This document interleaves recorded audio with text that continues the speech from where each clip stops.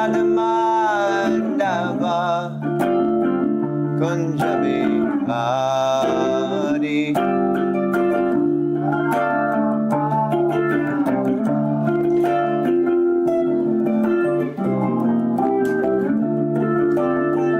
Jai Radhamadava Kunjabihari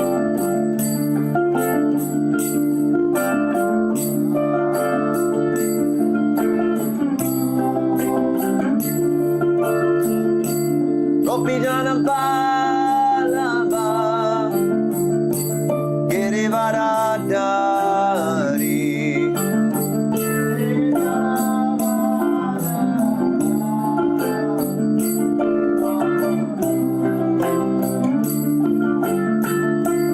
Gopijana Vallabha Girivaradhari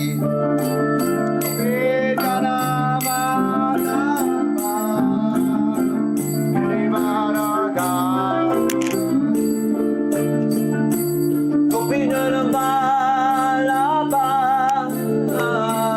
Girivaradhari Gopijana Vallabha Girivaradhari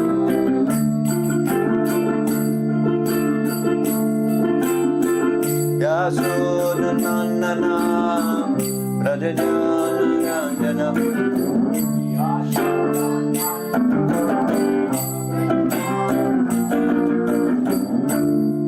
Yasodhanandana Rajajana Ranjana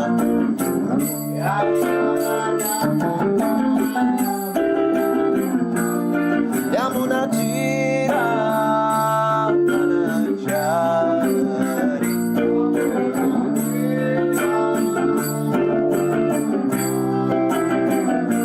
Yamuna Tira Vanachari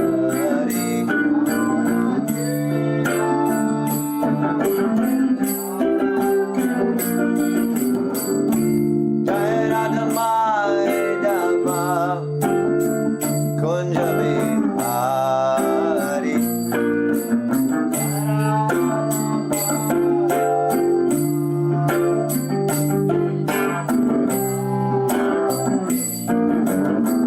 Jai Radhamadava Kunjabihari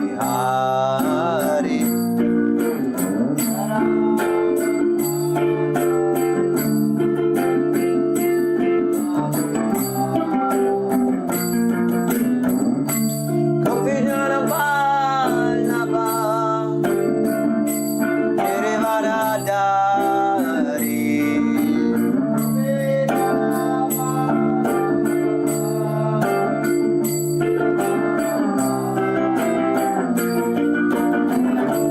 Gopijana Vallabha Girivaradhari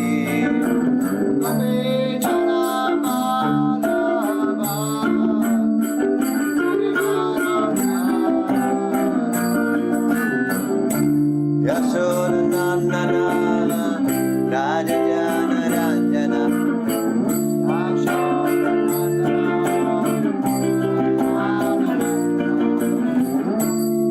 Yasodhanandana Rajajana Ranjana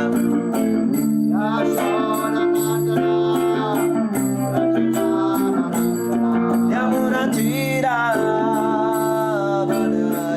Vanachari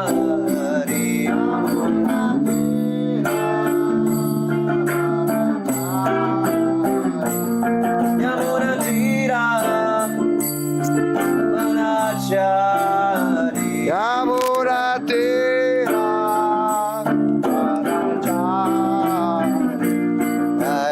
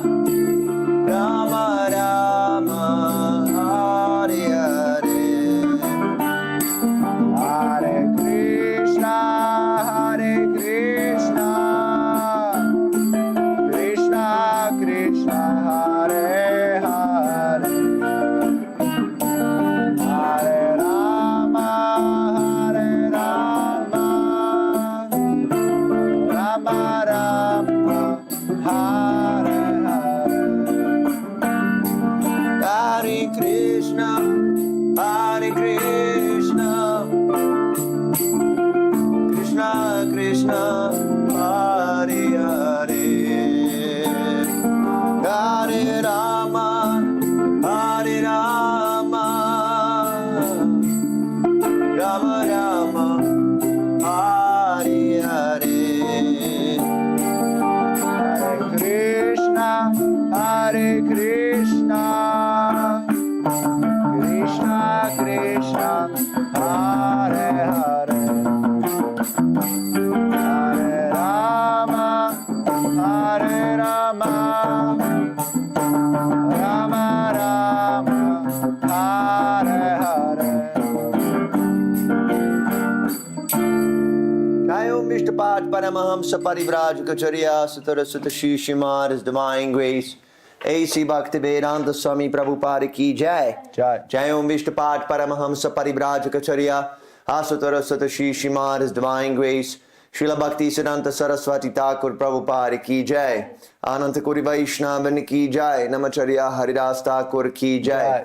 Prem Sako Shri Krishna Chaitanya Prabhu Nityananda Shri Advaita Garadhara Shiva Sari Gaura Bhaktavinda Ki Jai. Shri Shri Radha Krishna Gopa Gopinath Shama Kunda Radha Kundagiri Govardhan Ki Jai. Shri Vrindavan Dham Ki Jai, Mathura Dham Ki Jai, Navadi Dham Ki Jai, Jagannath Puri Dham Ki Jai, Ganga Mai Ki Jai, Yamuna Mai Ki Jai, Tulsi Devi Ki Jai, Bhakti Devi Ki Jai, Harinam Sankirtan Yagya Ki Jai, Grantaraj Srimad Bhagavatam Ki Jai, Samaveta Bhaktavinda Ki Jai, Nitai Gaura Premanandi, Hari Hari Hari Bol, all glories to the Assembly devotees, Hare Krishna, all glories to the Assembly devotees, Hare Krishna. All glories to the Assembly devotees, Hare Krishna. All glories to Shri Guru and Gauranga. All glories to Srila Prabhupada. Namaste Hare Krishna Stay Vurtri Srimad Bhaktivedanta Swami Nidhanamana Namaste Saraswati Devi Guruvani Minacharya Nirvishesha Vari Paschati. Hare Krishna. Thank you for coming. Please write Hare Krishna to the comment section if you're not afraid. I see Neil Prabhu, Hare Krishna, Mukesh Gerena, David Alba, Bronwyn, Preeti Gaur, Misha Williams, Songbird, Hare Krishna Songbird,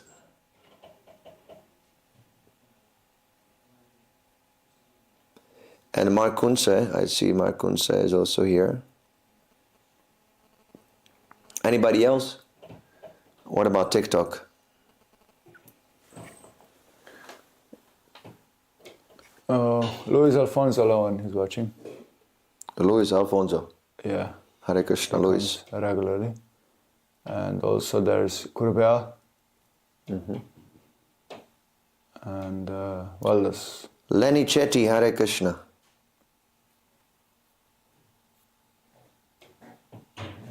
There's 40 viewers on TikTok. Okay. Right, Hare Krishna, don't be shy. This is how we say hello.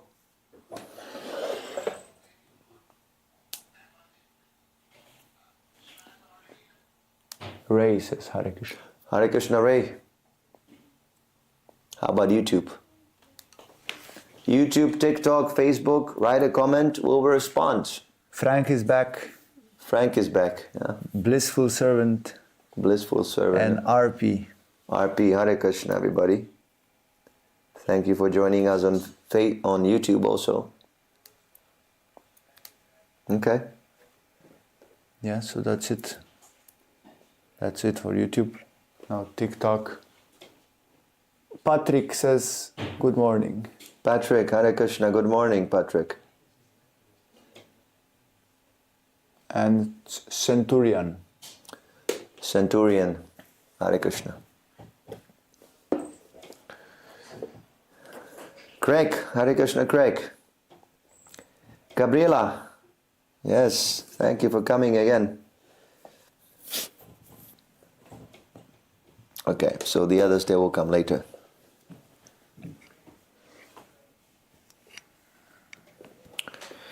We're discussing Srimad Bhagavatam, 3rd canto, chapter 14, text 21. 14:21, 3rd canto. 14:21. 21, text 21, chapter 14. Om Namo Bhagavate Vasudevaya. Om Namo Bhagavate Vasudevaya. Om Namo Bhagavate Vasudevaya. Om Namo Bhagavate Vasudevaya. Om Namo Bhagavate Om Vasudevaya. Namo Bhagavate Vasudevaya.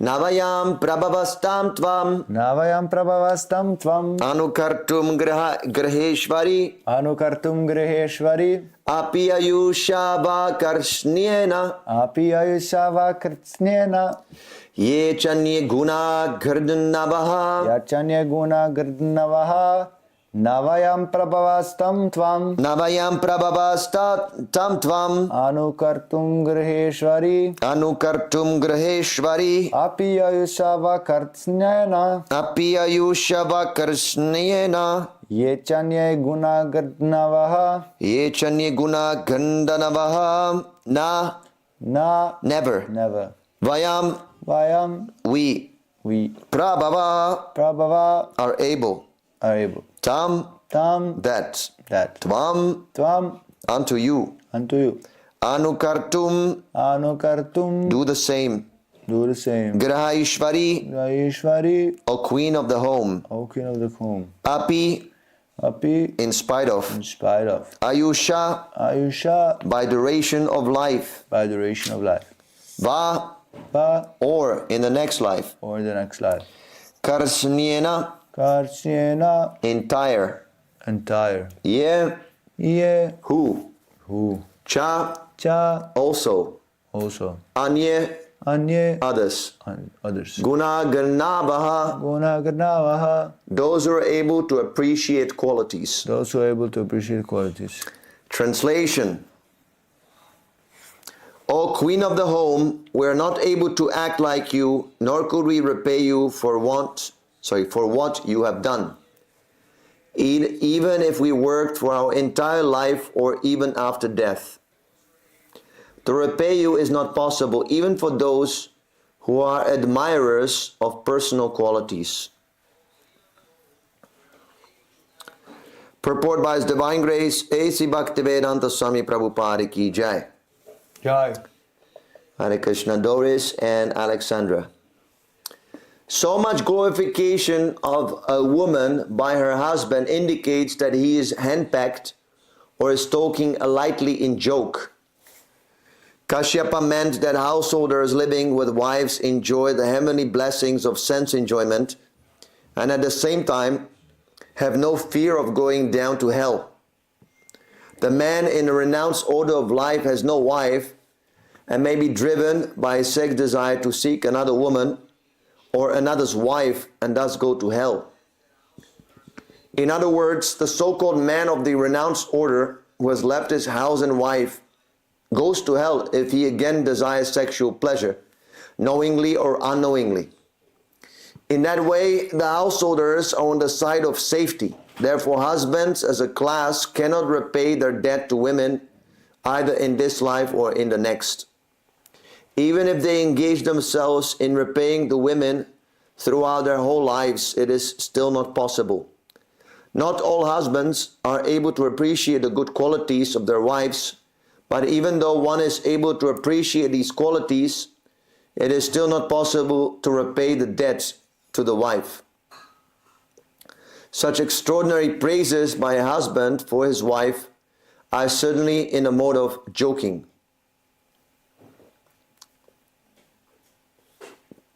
Om Agyantirinandasya Yanajana Shalakayam Chakshunanmanitam Yena Tasmai Shri Gurave Namaha.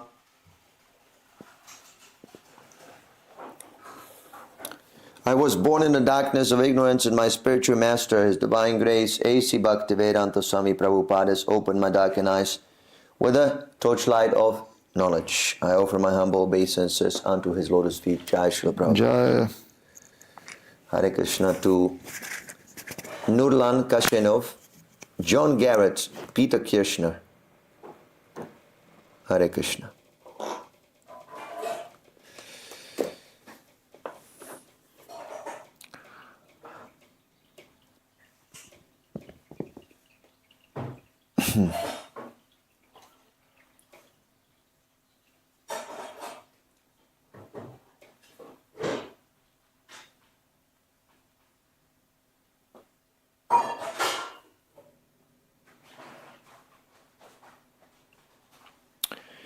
So, women, they can be subdued by flattery. There was a conversation in Boston, and you can hear it on the recordings with Srila Prabhupada. And there was a woman called Rose, and she was not a devotee, but she was very favorable to the devotees.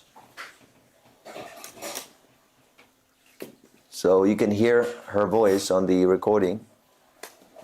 She's there with Prabhupada saying, Swamiji, Swamiji, like that. And Prabhupada is very tolerant with her and patient. And he mentions this woman, so far my research goes, in a letter also. And he says that you should flatter her, because women, they can be very easily controlled by flattery. So women, they should be also careful about flattery, because men can easily manipulate through flattery.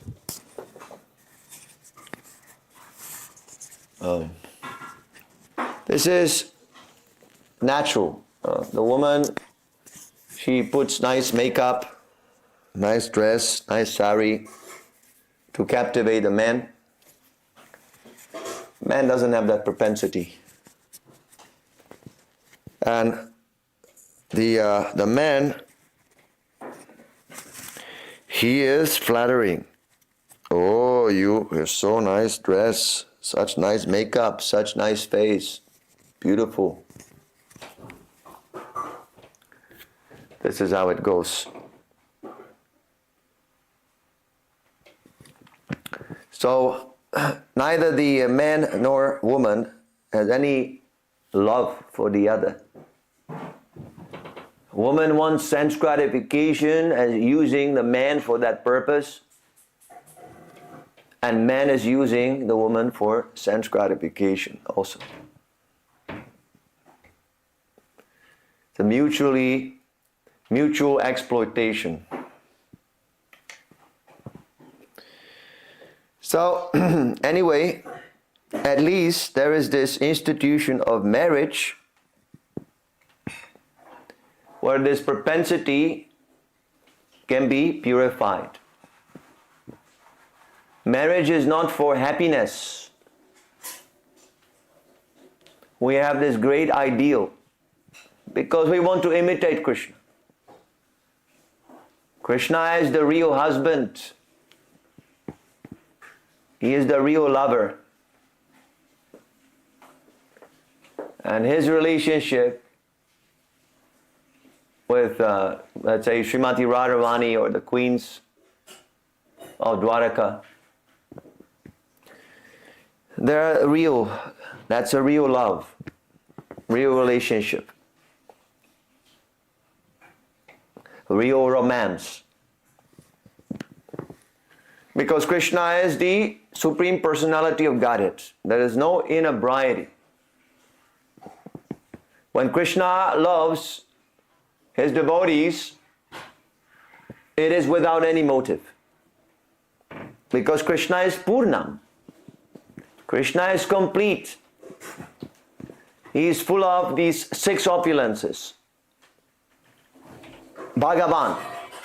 Krishna is called in the Bhagavad Gita Bhagavan. So Bhaga means opulence and Van means one who possesses the opulences. He is the richest, he is the wealthiest, he is the most renounced, the most famous, the most intelligent, the most beautiful, the strongest. These are the opulences. So Krishna has them all, unlimitedly. That's why He's God. You cannot compete with God. God, we must know concretely. Who is God? Not simply, oh, He's the great. How great? We must know. So, He is Purnam. When He loves Srimati Radharani or other devotees, that is not out of need for sense gratification, because He is Purnam, He is complete. When we love, so-called, we love because we need. There's a need. We have a lusty desires and we need to fulfill that lusty desire. We're incomplete, always incomplete. So there's a difference between that love and our contaminated love. We should not make any comparison between these two.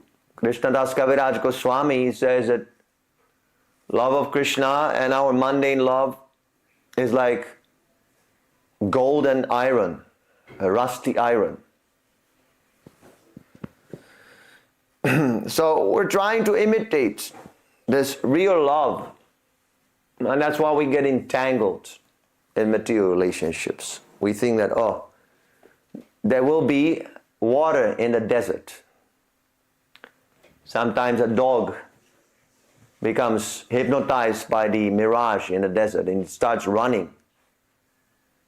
And he runs until he dies. And he never reaches that so-called oasis that is being shown to him in a mirage. Because it's a mirage, it's Maya. So similarly, we're looking for this perfect relationship in the desert of material existence. And while we're chasing that illusion, we become entangled and ultimately we die. Ultimately we die and then we go to hell. The senses are so powerful that they can drag us to hell. That is why we say you should control your senses. You must control your senses, otherwise you'll be punished. Hell is an actual place. In the 5th canto of the Srimad Bhagavatam, there are descriptions of the hellish planets. These descriptions will make everyone very sobered up. If you have any faith in the Shastra, you will sober up immediately. If you doubt the Shastra, if you're a demon, because only a demon doubts the Shastra, that is another thing. But if you're a devotee, it is helpful to read these passages so we can become serious about spiritual life. Not that I let my senses loose. Oh, who cares? Even if you say, I don't believe in hell. Well, can you verify that there is no hell? Did anyone confirm after death that there is no hell? Or that there is no consciousness? That consciousness, that being that is here, is forever erased by the death of the body? Can anyone prove that? You would have to combine chemicals. If we're just a bunch of chemicals, then you would have to combine chemicals and make life. But nobody has ever been able to prove that. So you do not know. At least you should accept, I do not know. It might be true. It might be true. You don't have any guarantee that there will not be any hell after death. Where is your guarantee? Show me. Show me your guarantee. You have none.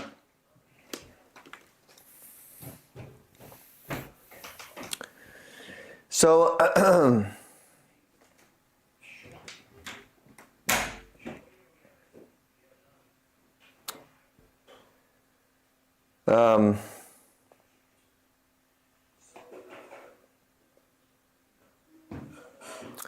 The marriage is austerity. It's meant for purification. It is not meant for happiness.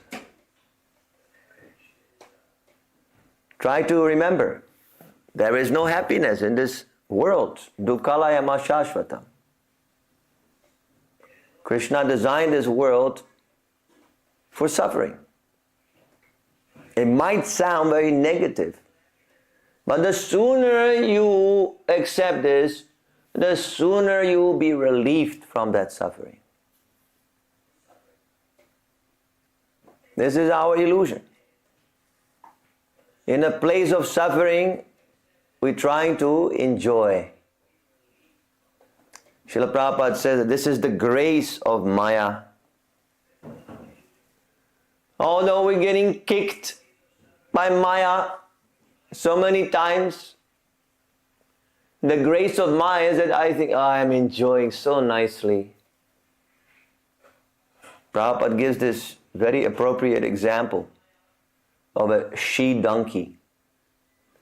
He-donkey approaches she-donkey for sex from behind. And the she-donkey gives him such a kick on the face that you can hear the sound very loudly. It's such a kick right in his mouth, and he bleeds. Because you can observe this. This is a natural phenomena you can observe in nature. How the ass gets kicked on the face. This is where the expression comes, kick on the face, because he's getting kicked. But instead of realizing, he goes on with his business. So, we should understand, we should be sober. This material life is suffering. And married life is also suffering. And the greatest suffering in that married life is that one has to serve another conditioned soul. Otherwise there's disturbance. See, it is just like watering the branches and leaves of a tree. Loving another conditioned soul or minute soul is like watering the branches and leaves. It is so superficial. When you water the tree and you water the branches of the tree or leaves, the water stays on the surface, doesn't go inside. Similarly, our so-called love simply stays on the superficial platform, sexual platform. You gratify the senses, or mental platform, sweet words, flattery, oh, you're so nice. Doesn't go inside of the soul. And we are the soul. We need a love of the soul. So Krishna loves your soul. Your wife, your children, they're going to abandon you, or you're going to abandon them at the time of death. We're separated. We're in a bus. The bus is going. The passengers are coming in, entering, then they're leaving at their respective stops. This is material life. Nothing is permanent. We're trying to make it permanent desperately. But we fail also, always. So, this married life is austerity, and the aim of that austerity is to learn detachment. So, if you are unsuccessful in sense gratification, because we want sense gratification, that is happiness. Material happiness means sense gratification. So, if you don't have sense gratification in your married life, then you are very successful in your married life. Because you have realized, oh, this is nonsense. This sex attraction is simply Maya. So that is the topmost perfection of Grihastha life. Might seem very negative, but that's a fact. And the more you enjoy sense gratification, and you have so-called happy marriage, the more you're going to suffer at the time of death. You'll be attached. That's why it is recommended that the man take sannyas. Otherwise he will meditate on the wife. You meditate on that which is dearest to you. So if the man is thinking of his wife at the time of death, he becomes a woman. That is not good.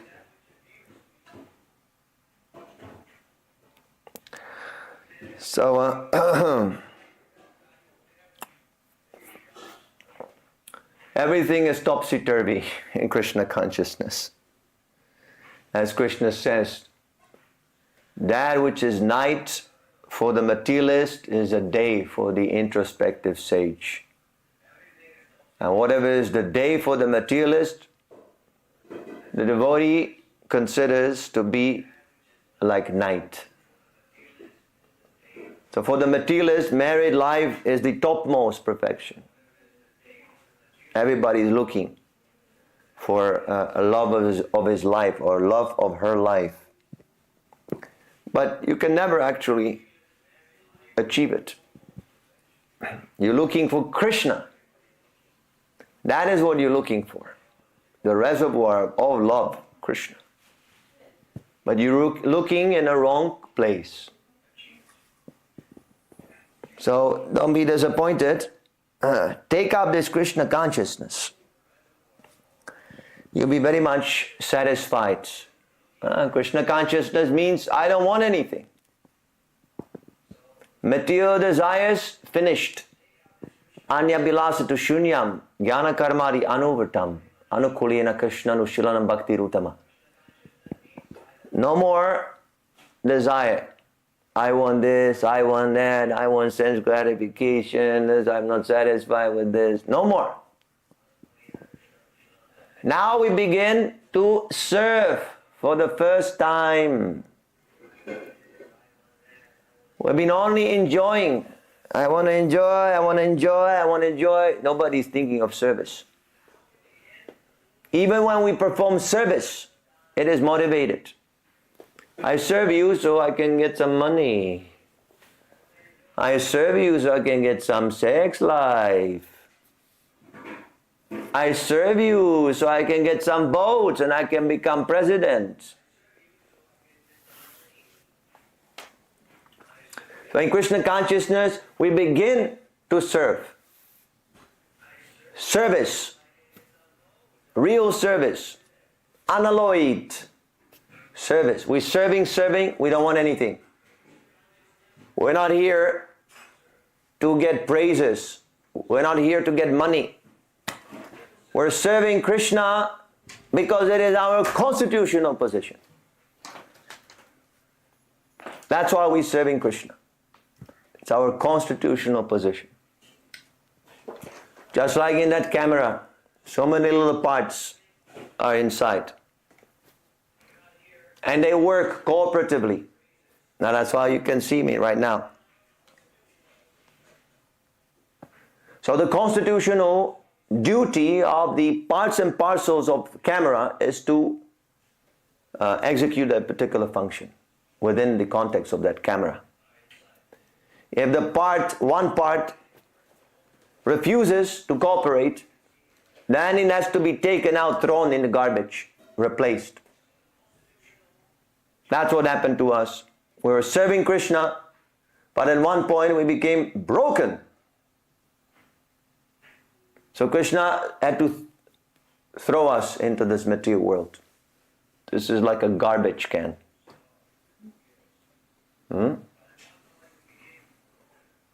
So don't be foolish. Don't expect miracles here. Sense gratificatory happiness is simply running after mirage. Here Kashyapa Muni is flattering the wife. "O queen of the home, we are not able to act like you, nor could we repay you for what you have done, even if we worked for our entire life or even after death. To repay you is not possible, even for those who are admirers of personal qualities." So he's showing his appreciation of the wife.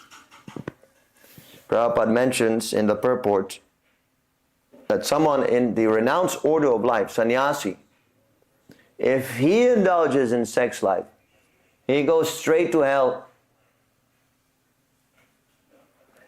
Straight to hell. You cannot do this. This is the greatest crime. Sannyasi cannot engage in sex life.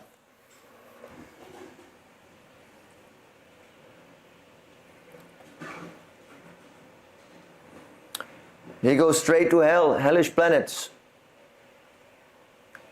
If he has sex with another's wife, that is extremely sinful. This creates disturbance in the society. So much suffering is created because of this. So he cannot. But the Grihastha, he has a facility. The wife is there. You want to enjoy? Okay, the wife is there. You can enjoy sex life. So she's saving you from the hellish planets. That is why Kashyapa is glorifying the woman. You see? So this, we should also appreciate the women, not that simply we say personification of Maya. Also, yes, that Maya can be used. And if they are Krishna conscious children, then the whole thing becomes transcendental. This is the real purpose of married life. Serve Krishna together in cooperation, beget Krishna conscious children.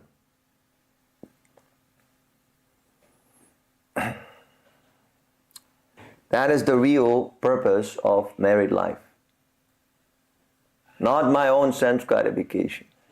The devotees, they will take birth in your family. Because not everyone can become perfect in one life. Most of us are not ready to go back home, back to Godhead. Srila Prabhupada says in the first canto, only very few people, very few devotees are actually interested in going back home, back to Godhead. Because they don't want to serve. We don't want to serve. We want to enjoy. And even when we're serving Krishna, we're still attracted to, I also need sense gratification. Yeah, I'm doing my service for Krishna, but I want sense gratification. Yin yang. We want to have yin yang, balance. So that's nonsense. You must surrender fully. Everything for Krishna, nothing for yourself. This is required. Sarvadharma parityajya. Krishna says abandon sarva, all other engagements. You must think of Krishna without any interruption. Samadhi. Samadhi means complete absorption.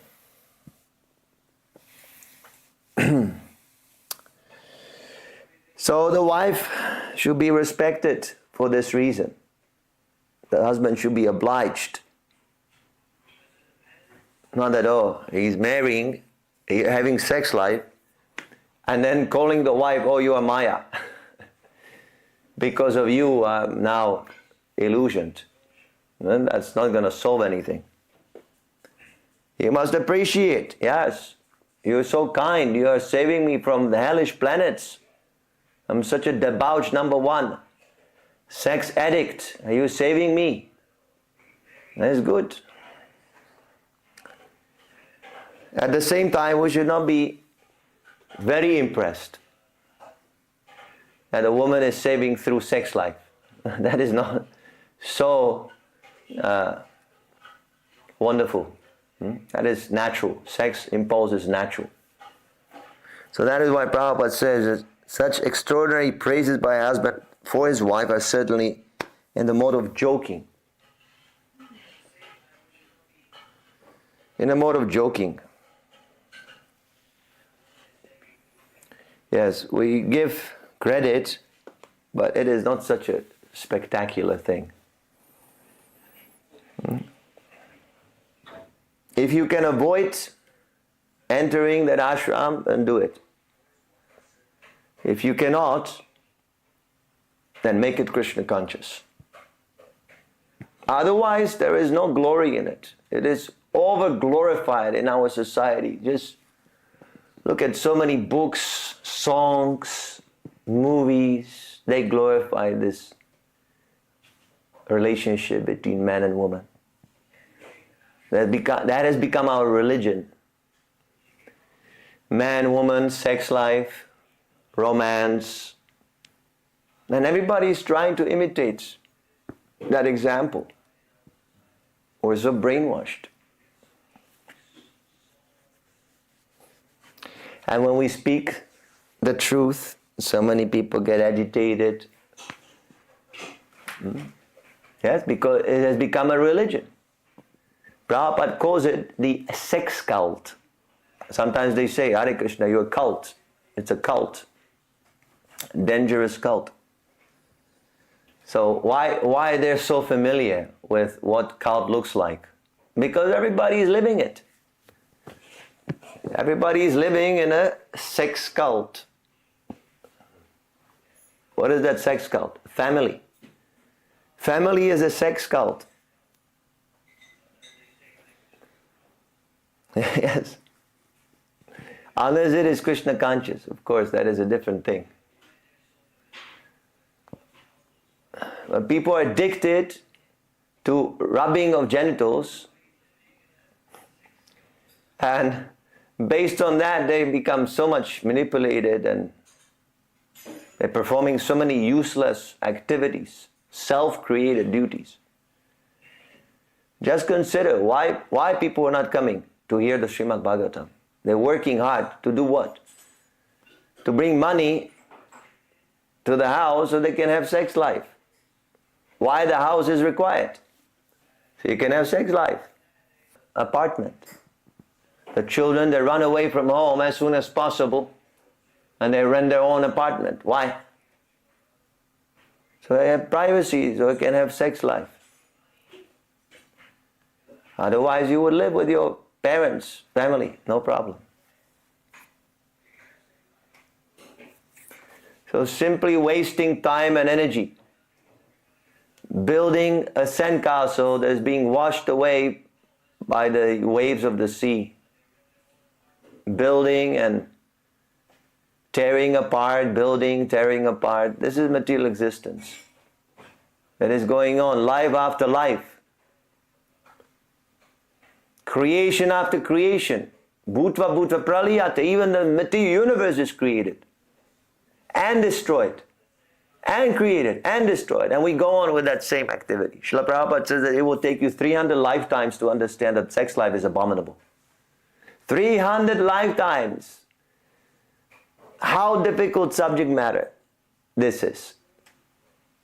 Sometimes new devotees, they become very puffed up. They say, oh, I follow these 4 regulative principles, no problem. No illicit sex, oh, I can do that anytime. I don't need sex.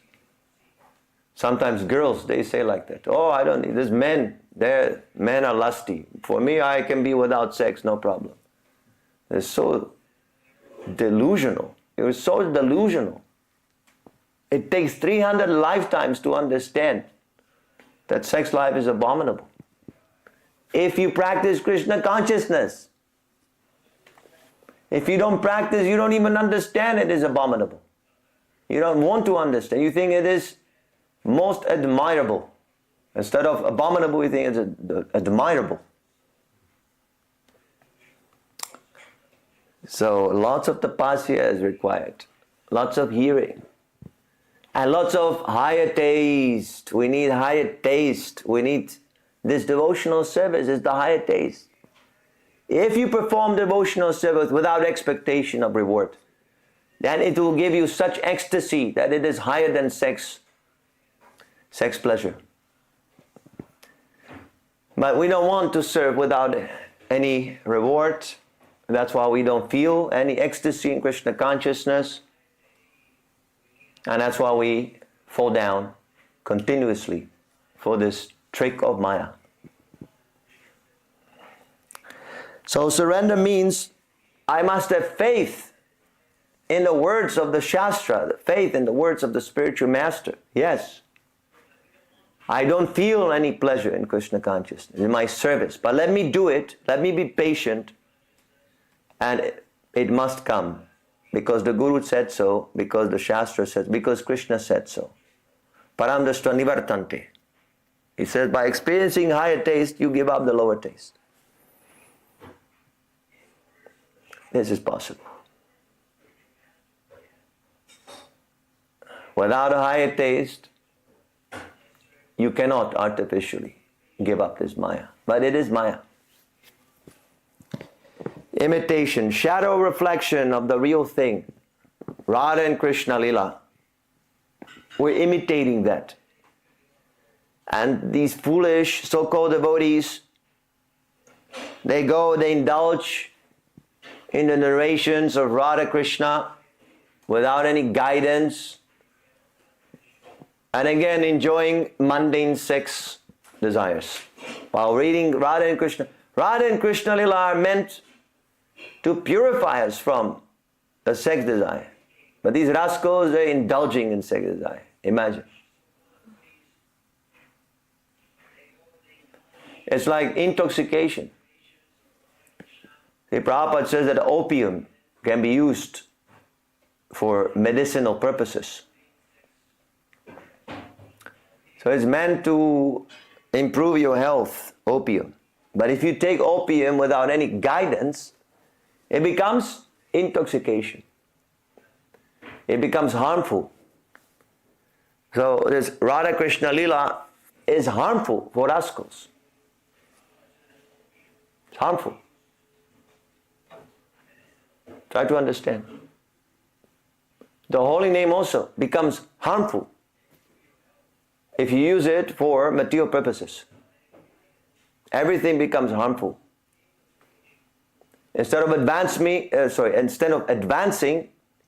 you degrade. If a neophyte is imitating an uttamadhikari, that imitation becomes harmful for him. He degrades. Lower, lower, lower, lower. So try to understand, this imitation is not good. Don't imitate. Serve. That is the whole principle of how to get out of this material existence. Serve. Without any expectation, serve Krishna. How can we do that? By hearing about Krishna, about His wonderful qualities. You become inspired. Yes, I want to serve. God is so wonderful. I want to serve Him.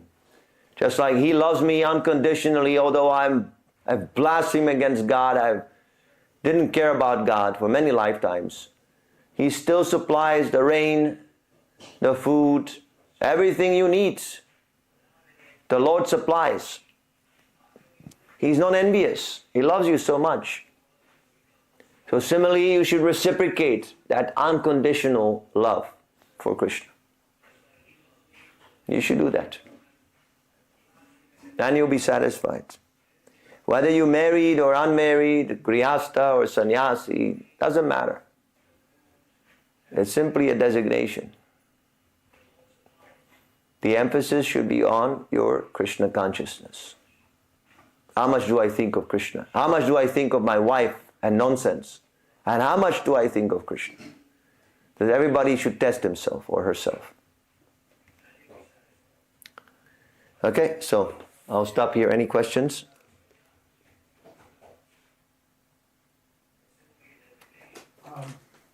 Can I ask a question? Yes? I guess this is the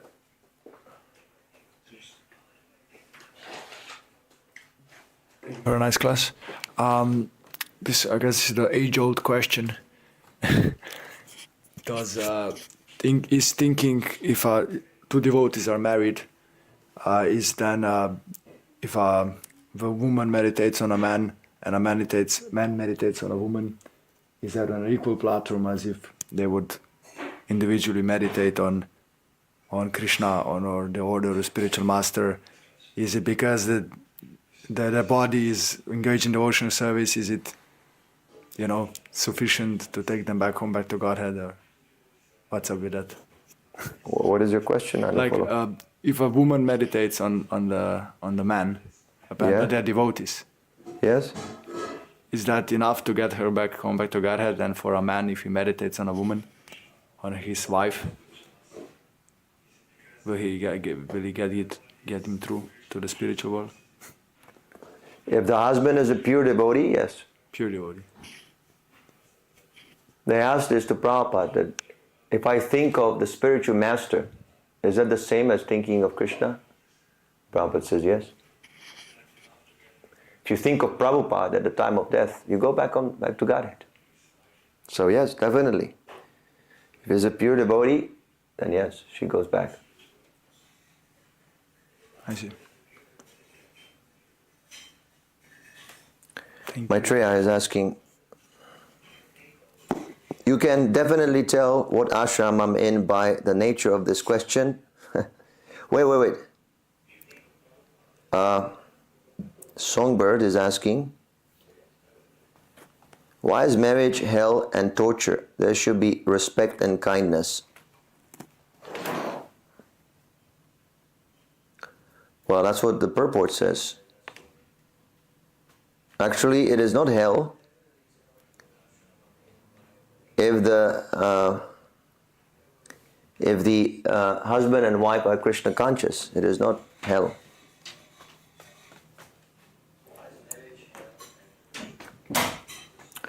Hell it becomes when the husband is thinking of his own sense gratification and the wife is thinking of her sense gratification. Then you have naturally a recipe for disaster.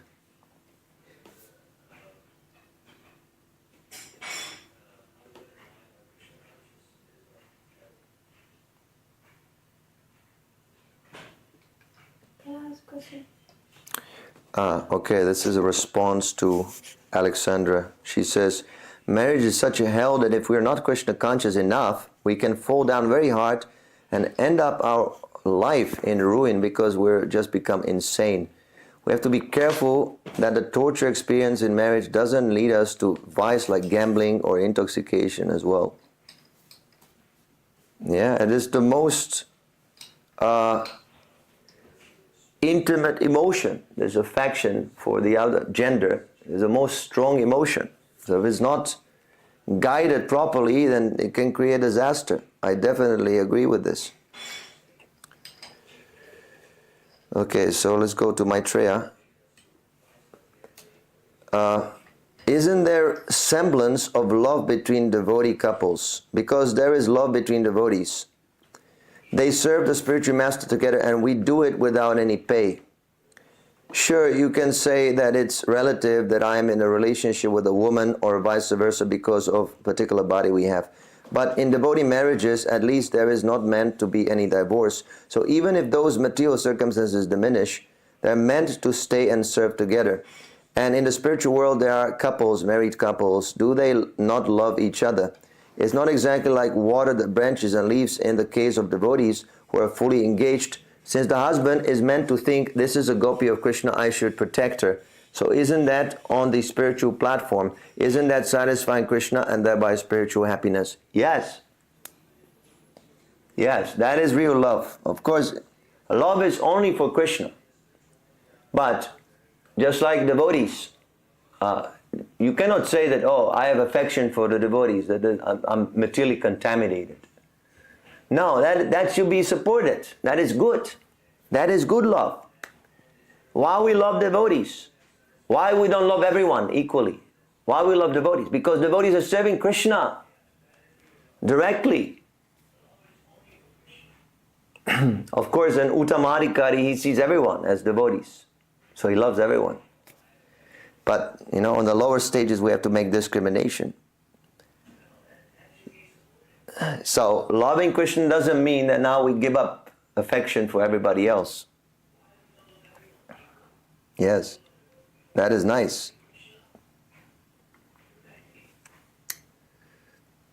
Oh, I have a few questions. Yes? Thank you. Thank you for this very nice class. I do have a few questions. So I found myself a little confused. Yes. Because there seem to be, to me, some like contradictions. For example, you said that the husband should compliment the wife because she deserves it, because she's great for all the reasons that stated in the purport, in the story. You should compliment the wife. Did I say that? Or like glorify her, or appreciate her, because she's... No, I didn't say that. I said the women, they should be careful about men who flatter them, because they're susceptible to become cheated by their flattery. I didn't say that. Sorry, I thought you said that the men should be appreciative because the woman is protecting them. No, but I didn't say that you should flatter. Yeah, but okay, yes. You should be, that's in the purport. Okay. You should be grateful, yeah. So the woman is saving him from going to hell. Right. But at the same time, what I think I heard you say is that that the woman should not expect, and just like you said, should be wary of flattery. So, like, the man should be grateful to the wife, and he should show that, he should express that, but she should not. No, in a marriage is different. I'm speaking of outside of marriage. Oh. You know, someone is flattering a single woman, and she falls into the trap. What is his name? Andrew Tate, yeah. Some Andrew Tate, you know, he would flatter girls, and then he would convince them to do, how do you say, cam girl. So don't be foolish like that, you know. But within marriage, what's the wrong? If the husband flatters the woman, what's the wrong with that? That's natural. That should be done, yes. So she feels good. That's not Maya. Okay. Thank you. That's clear. And another point is that you were explaining that, because you were explaining that basically the husband, okay, what I understand, the husband shouldn't meditate on the wife, because then he might get a girl body. Yeah. But the wife should meditate on the husband if he's a pure devotee. Yeah, or the wife, if she's a pure devotee, then also the husband becomes liberated. Okay. But adding into the equation that there are many quotes or instructions from Srila Prabhupada that the wife should think of the husband as God and should worship him as good as God. But if the husband is not a pure devotee, then is she not in danger of being led down? Well, okay, God, in what sense God? It's not that the husband is God. You should be careful. We're not Mayavadis. And now, you know, I go to the room and you're worshipping Nityananda with Aratik. And bowing down and, you know, whatever. He is God in a sense, he represents God as the controller. God is also controller. Ishvara. So the husband is the controller, not the wife. That is not a good marriage. If the wife becomes controller, she can't. She doesn't have the ability to control. She can assist, but she cannot control. So that's what it's meant to be, you know. And then when the husband is in control, then the wife is pacified because the man takes charge of the family, and then she can execute her duties nicely. That's what it means. So it's good for her when she supports that controlship of the man. If she becomes the controller, oh boy, it's always a failure. That doesn't work. She doesn't have the intelligence to control the men. You can see, those who are henpecked, husbands, men, when the woman is controlling the man, what does he do? He's simply buying her stuff. Buy me this, buy me that. She doesn't know how to control the man. She's using for sense gratification, gross. But if a man is self-controlled, and by self-control he controls the woman, then it's very good. Then she develops good qualities. He has good qualities, and the woman also. Oh, why should I do this? Oh, my husband, he's so religious. He's doing puja every day. Oh, I should also. Then he becomes exemplary. Like that. So, makes sense? Yes. Yeah, completely makes sense. So in the ideal dynamic, the husband is self-controlled and the woman is coming to him. Yes. Yeah. That makes sense. Yeah. Gabriela, question number 1. Srila Prabhupada makes reference to a man of renounced order desiring sexual pleasure unknowingly. Is he referring to subtle lust? Okay, very good question. Because I was also wondering what it means. I cannot say with absolute certainty that this is what it means. It's open for a discussion. It's very nice that you are analyzing every single word of Srila Prabhupada. It means that you're very serious about the study. That is a good way how to study Prabhupada's books. Every single word we should study. So there is the accidental fall down, and there's purposeful fall down. So I think this refers to that sort of, but I might be wrong. We would have to study similar passages where Prabhupada is using this expression, unknowingly, knowingly fall down, to be absolutely sure. I will refrain from making definite statements on this particular point. Okay. Question number 2, and then Amsini, if you can be a little patient. I totally agree that the so-called love between a man and a woman is mostly an illusion. In reality, they're just exploiting each other. It took me years to accept this fact. But what about the love of a mother to her child? Is this love also an illusion? Prabhupada says that the love of the mother for the child is the purest in the material world.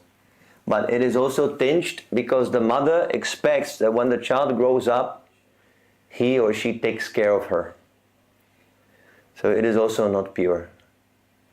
We have to always remember this example of watering the root of a tree. We're all branches. The husband, the wife, the child, we're all branches. We're not the root. So, directly loving a child, directly loving a husband, directly loving a wife without Krishna is like watering the branches. It's superficial. It will result in frustration. But if you water the root, if you love Krishna, then automatically you love your child, you love your husband, you love your wife. Like that. So that is why you see Krishna conscious devotees are married. Because Krishna consciousness is not an artificial renunciation. It is simply purification of sense gratification. It's a purified sense gratification.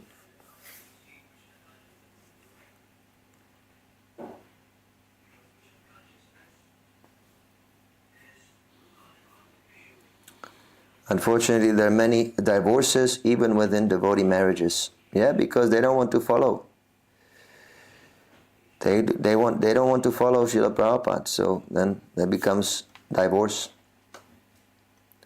They want happiness in married life. They don't understand that even if I'm suffering, I should take it. That will purify me from attachment. That's good. Alexander, what should the wife do if the husband only loves his mother and the mother is against the wife, constantly manipulating and abusing? As I said, take it as a blessing of Krishna. Now you can see how these material relationships, how ugly they are. And this can give you more inspiration to serve Krishna, to surrender to Krishna, to depend on Krishna for happiness. You know, we're expecting happiness from family life, sex life, romance and this and that. And then we become disappointed.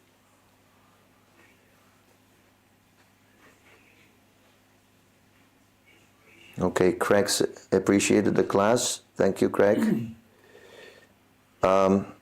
Maitreya, this question is in the same vein as the previous, and I apologize if it is redundant, but you mentioned that you should be careful or if you're thinking of your wife because you have to think of Krishna at the time of death. But isn't thinking of your wife your responsibility as a devotee?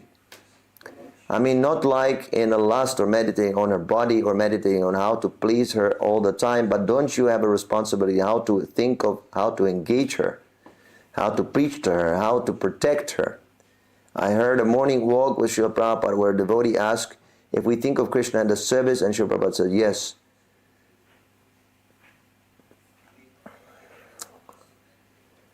Well, I mentioned that before.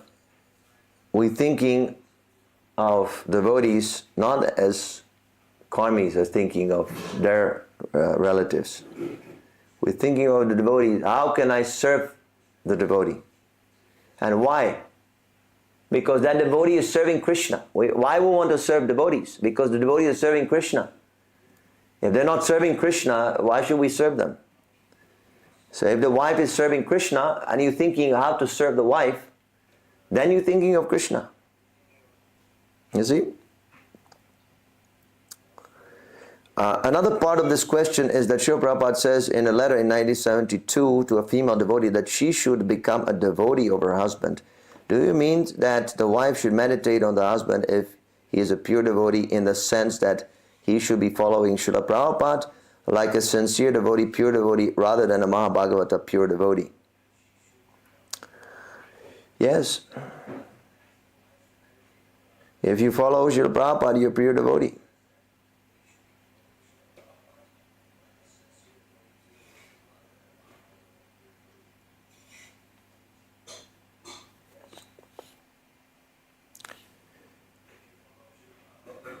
Yeah, I explained this principle before. Why we're thinking of the wife? Because she's serving Krishna. So it doesn't matter whether she is pure devotee or 95% pure devotee. We're meditating on her because as long as she is serving Krishna, that thinking is good. In this way you serve Krishna. Vishnu Jan Maharaj, he asked Prabhupada, how can we think of Krishna? Because we're always engaged, selling BTGs and talking to people. How is it possible to meditate on Krishna? So Prabhupada, he says, whose magazine is this BTG? It's Krishna's magazine. So by selling Krishna's magazine, you're thinking of Krishna.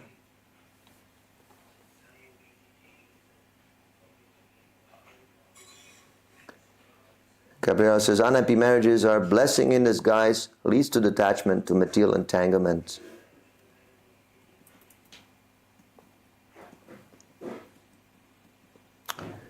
Yeah, might be difficult to accept.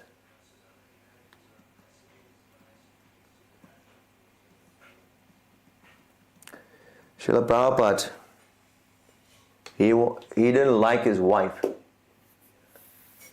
And when he was getting married, he simultaneously arranged another marriage with another woman. I wonder what happened to that woman.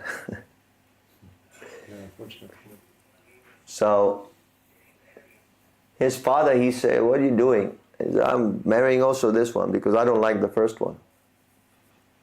So his father said, oh, this is a great blessing for you that you don't like your wife, because you'll be able to take sannyas very easily. And that actually happened. Prabhupada, he took sannyas later on and he came to us. So one unhappy marriage became the blessing for the whole world.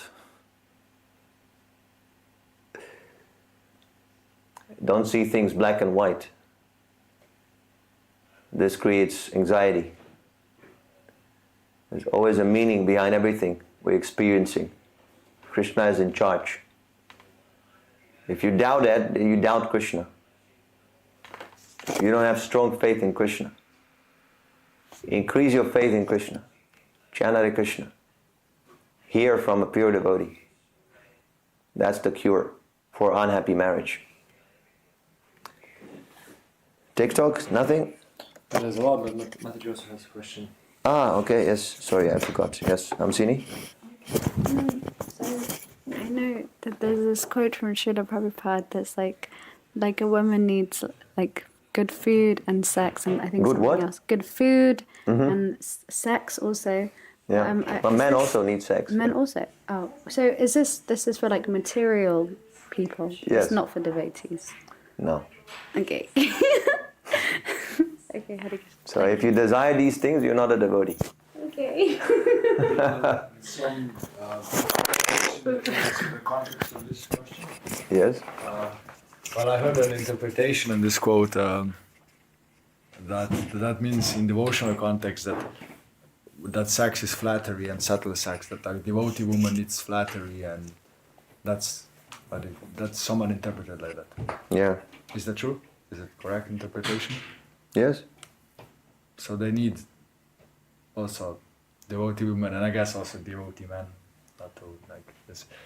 They both need subtle sex, like well, what? You don't need any sex. Yeah. But because you're a rascal number one, then there's some concession. I see. But yeah, okay, yeah, for religion, yeah, you don't need it. Yeah. But if someone needs, then that needs to be provided. Yes, of course. Otherwise, why are you marrying? Totally. You're getting satisfaction from your wife, you must reciprocate. Otherwise, there's exploitation. Alexandra, sometimes it's just so sad to see devotee couples serving together and being at least respectful and dedicated to each other. Don't be envious. You don't know what is going on in there. Maybe they're happy, but as I said, when there's death, all the more they're unhappy. Oh, I've lost. And they meditate on the husband and they go to hell. Don't look at others. Then you will, just like sometimes they have this problem, people, that they look at the social media, Instagram. Girls, they look at Instagram and they get very depressed because they see so many beautiful girls. And when they look in the mirror and they compare, they get depressed. Or they see some celebrity or see some neighbors on Facebook, see how wonderful life they have, and they become depressed. So don't look at others. You don't know what is the karma. So many people are envious of Trump, Mr. Trump, right? Everybody hates Trump. But we must be sober. We must study the Shastra. Why is he in that position? Because of pious activities. Believe it or not, no one can get such a highly elevated position as a president unless he performs some pious activities in his previous life. So nothing is black and white. Someone, might have very nice marriage, but that might be the cause of attachment for them. And you might have unhappy marriage, and you might go back to God in this life. Easy? So don't be foolish. Trust Krishna. Chant Hare Krishna. That is important, not this marriage. This is not so important. Don't let it divert you from Krishna.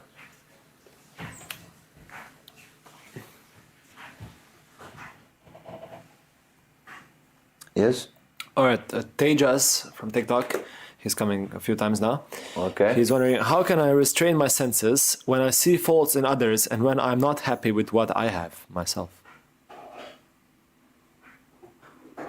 Read Srimad Bhagavatam. Divert your mind from this nonsense by engaging in transcendental topics. You need higher taste. This is just like a fly. A fly is attracted to stool. Be like a bee.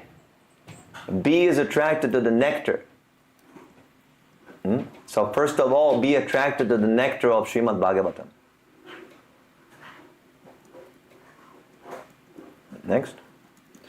There's a question on YouTube. Blissful Servant on YouTube is wondering, can a man by serving his family till his death but not taking the holy name frequently can go back to Godhead? No.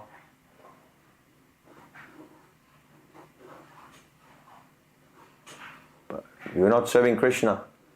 Why you want to go back to Godhead?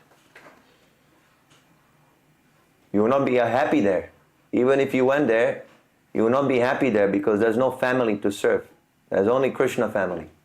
You'll be very unhappy in Krishna's company. So no, we don't support that.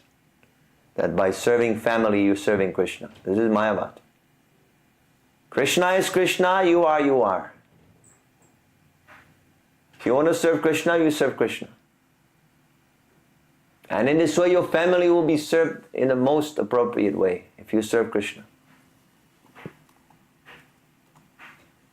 Next. Yeah, there's a question also from RP. He's wondering, thank you. Question, how can one remember Krishna at the time of his/her death? You have to practice. It's just like an exam in school. It's not that on the first day you have an exam. It's on the last day. And before that last day, there are lessons. And there might be little tests along the way.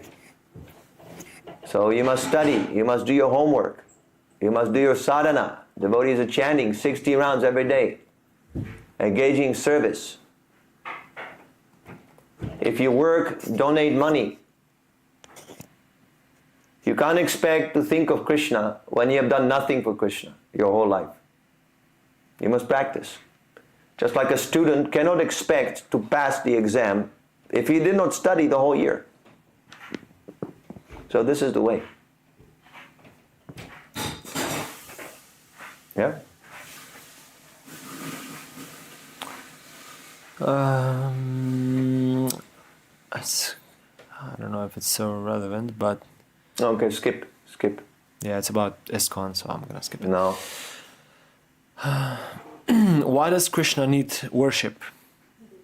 He doesn't need worship. But it's for your benefit that you serve him. We are Krishna's parts and parcels. So if you don't serve him, then you become dried up.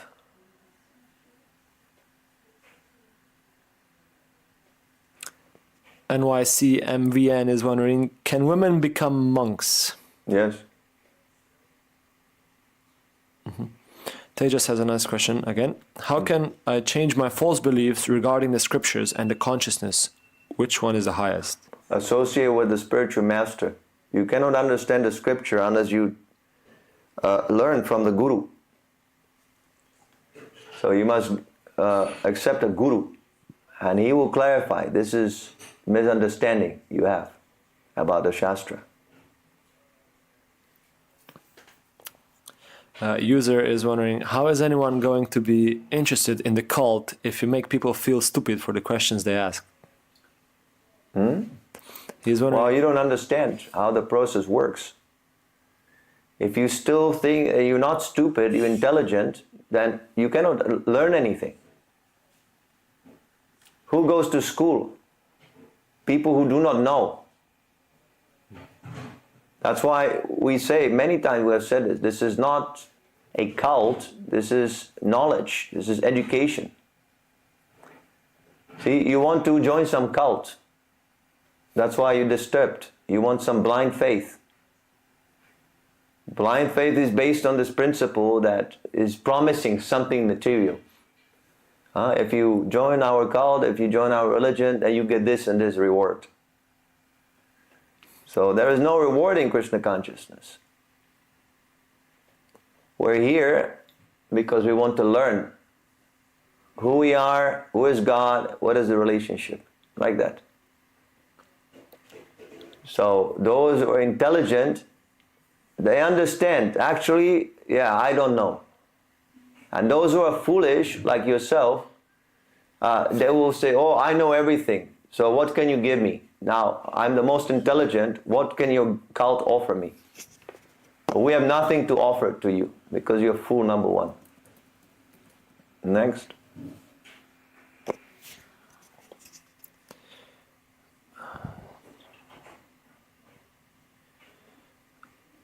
If you guys worship Hare Krishna daily, how do you earn your money? Do you get paid for being a monk?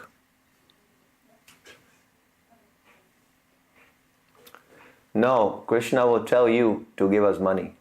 Krishna is in your heart and he will dictate. Now you give them money. We distribute books. We have an online store. We get nice contributions from good people, good friends, who understand the value of the spiritual culture. So this is how we maintain our establishment. Why are you asking such a stupid question? How are you making your money? How does it matter? It's like asking, do you have sex with your wife? How often you have sex with your wife? Why are you asking such a question? Completely irrelevant. They ask that also. Money, okay, everybody has to earn money and get money. Somehow we're getting money. Why are you asking this question in the class? Tejas has a nice question. Yeah. Again. How can I surrender myself to the Krishna consciousness movement and be a part of the devotion that you all have? How can I surrender? Yes, myself to the Krishna consciousness movement. Well, surrender by intelligence. Don't surrender your intelligence. You come, continue here, continue hearing, and first of all, you understand what this Krishna consciousness movement is. Then you can surrender. If you want to surrender immediately and you don't know what it is, then that is not real surrender. So take your time and read Srila Prabhupada's books, come to the class as you're doing, continue doing that, and then the surrender becomes natural. Krishna will guide you how to surrender exactly. Yeah? My name is wondering, who is Krishna? Is Krishna watching me all the time? Yes. Krishna is God. He is omniscient. He is watching all of us. He is in your heart. Ishvara Swara Bhutanam Hridesh Arjuna Tishtati Brahman Sarva Bhutani Yantra Rudani Maya. Krishna says in the Bhagavad Gita that I am seated in the heart of all living entities. What to speak of watching? He is inspiring you to act in a certain way. He is giving you memory and He is giving you forgetfulness. He is giving you intelligence. That is Krishna. Krishna gave you the intelligence to ask this question. He inspired you.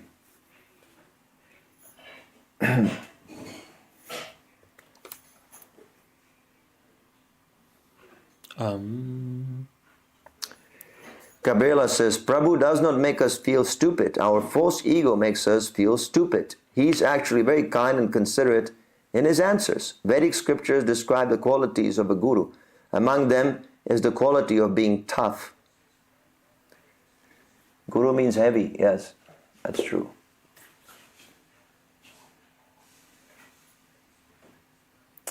That seems... Thank you, Gabriela.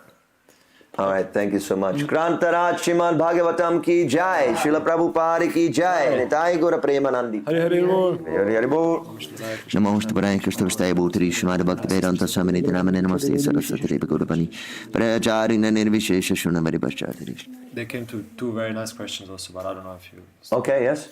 My name is saying, can Krishna guide me by himself without any master? Well, that Krishna is your master.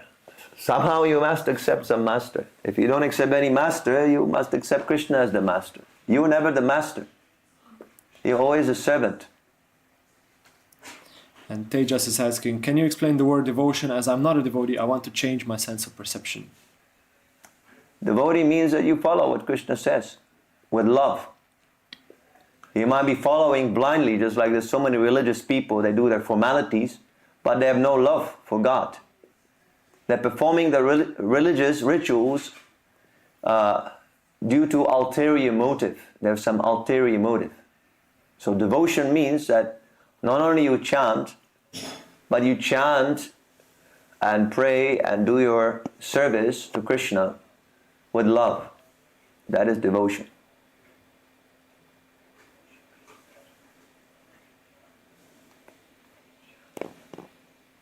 Alright. Okay. I think Tikto has to wait until tomorrow. Yes. Come again. Tomorrow we'll have another class. No. Alright. I'm gonna cancel the thing. Alright, TikTok, thank you for your questions and thank you for participating. Thank you to everyone also on Instagram. Why did I always say Instagram? Thank you everyone for Facebook and YouTube and Twitch. Facebook. Yeah. Yes, Facebook, YouTube, Twitch. We're canceling you now.